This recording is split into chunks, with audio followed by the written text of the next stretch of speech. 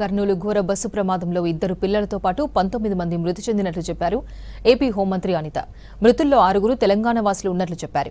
బైకును ఢీకొనడంతోనే బస్సుకు ప్రమాదం జరిగిందన్నారు. ఇవాళ తెల్లవారుజామున 3:30 గంటల సమయంలో యాక్సిడెంట్ జరిగినట్లు చెప్పారు.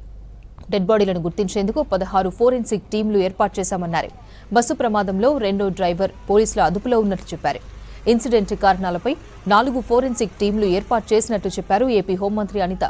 బస్సులో సేఫ్టీపై కొత్త గైడ్ లైన్స్ తీసుకొస్తామని చెప్పారు ఏపీ రవాణా మంత్రి రాంప్రసాద్. త్వరలోనే సౌత్ ఇండియా ట్రావెలర్స్ తో భేటీ జరపనున్నట్లు చెప్పారు. ఘటనపై కర్ణాటక, తెలంగాణ రవాణా శాఖ మంత్రులతో ఇప్పటికే మాట్లాడినట్లు చెప్పారు ఏపీ ట్రాన్స్పోర్ట్ మినిస్టర్.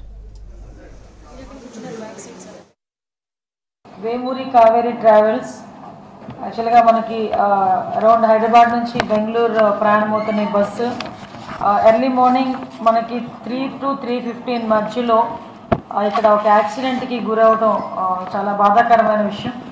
ఆ యాక్సిడెంట్ కూడా మనకి చూస్తే ఒక ఎదురుగా వస్తున్న బైక్ని ఢీకొని కొంత దూరం ఒక 15 to 20 మీటర్స్ అది కొంచెం ముందుకు తీసుకెళ్ళటం, దాంట్లో వచ్చిన స్పార్క్ మన ప్రాథమిక విచారణ ప్రకారం వచ్చిన ఇన్ఫర్మేషన్ మీకు చెప్తున్నాం.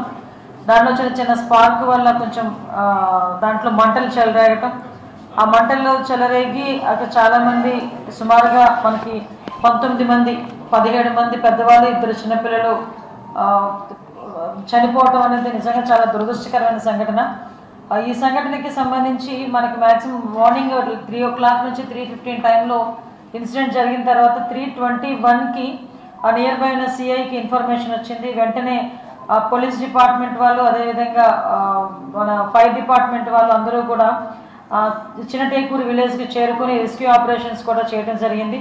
ఇమీడియట్గా ఇన్సిడెంట్ తెలుసుకున్న వెంటనే గౌరవ ముఖ్యమంత్రి గారికి ఇన్ఫర్మేషన్, మా డీసీపీ గారు, అదేవిధంగా మా ఎస్ఎల్డీజీ ఇంటెలిజెన్స్ వాళ్ళందరూ కూడా ఇన్ఫర్మేషన్ ఇవ్వటం, మాకు కూడా ఇన్ఫర్మేషన్ ఇచ్చిన వెంటనే నియర్ బై ఉన్న మా పొలిటికల్ లీడర్స్ అందరికీ కూడా మంత్రి గారు వండర్ఫుల్ రాంప్రసాద్ రెడ్డి గారికి, అదేవిధంగా లోకల్ ఎమ్మెల్యే చరితారెడ్డి గారికి, ఎంపీ గారికి అందరికీ కూడా ఇన్ఫర్మేషన్ ఇస్తే అరౌండ్ 6:30 కల్లా మ్యాక్సిమం ఎమ్మెల్యే, ఎంపీ వాళ్ళు కూడా అక్కడికి వచ్చి ఆ రెస్క్యూ ఆపరేషన్స్లో కూడా వాళ్ళు కూడా సహాయ సహకారాలు అందించారు.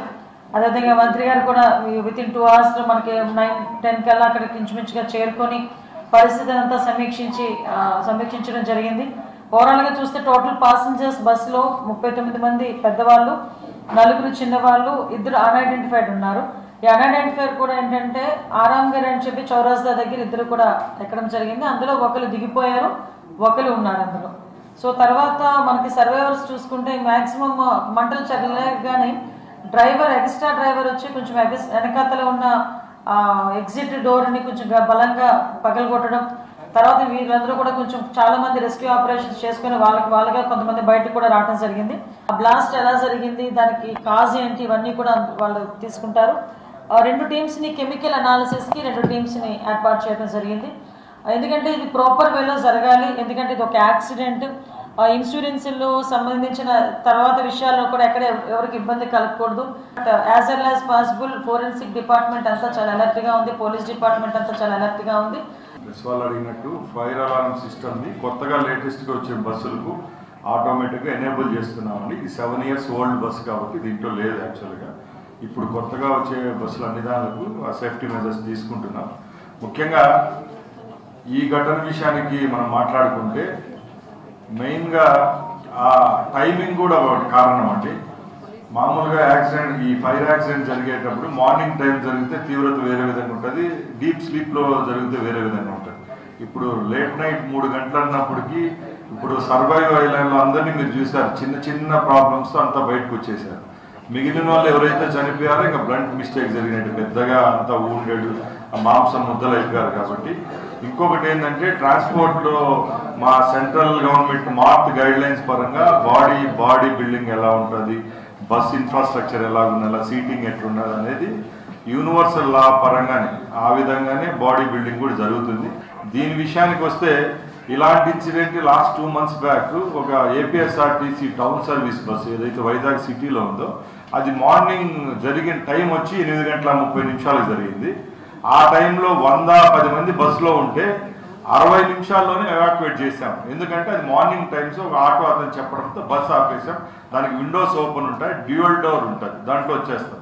బట్ ఈ స్లీపర్ కోచ్లు అనేటివి నైట్ టైం ట్రావెల్ చేసేటివి డిజైన్ ఫర్ పడుకొని ప్రయాణించేదానికి ఉంటాయి. ప్లస్ దీనివల్ల ఎక్కువ శాతం బర్నింగ్ అయింది కాబట్టి దీనివల్ల ఇంత నష్టం జరిగిందండి. ప్లస్ ఇంకోటి ఏంటంటే ఇప్పుడు మన సౌత్ ఇండియన్ ఎవరైతే ట్రాన్స్పోర్ట్ మినిస్టర్స్ ఉన్నారో వాళ్ళతో ఆల్మోస్ట్ తెలంగాణ, కర్ణాటక వాళ్ళతో మార్నింగ్ కూడా మాట్లాడడం జరిగింది. రోడ్ సేఫ్టీలో ఇది థర్డ్ ఇష్యూ, ఇట్లా ఈ అగ్నికి సంబంధించి ఇదే హైవే మీద థర్డ్ ఇన్సిడెంట్ కాబట్టి దీని మీద తప్పకుండా ఒక కొత్త గైడ్ లైన్స్ అన్న తీసుకొని వచ్చి మేము సెంట్రల్ వాళ్ళతో కూడా మాట్లాడి ఇలాంటి ప్రమాదాలు అరికట్టడం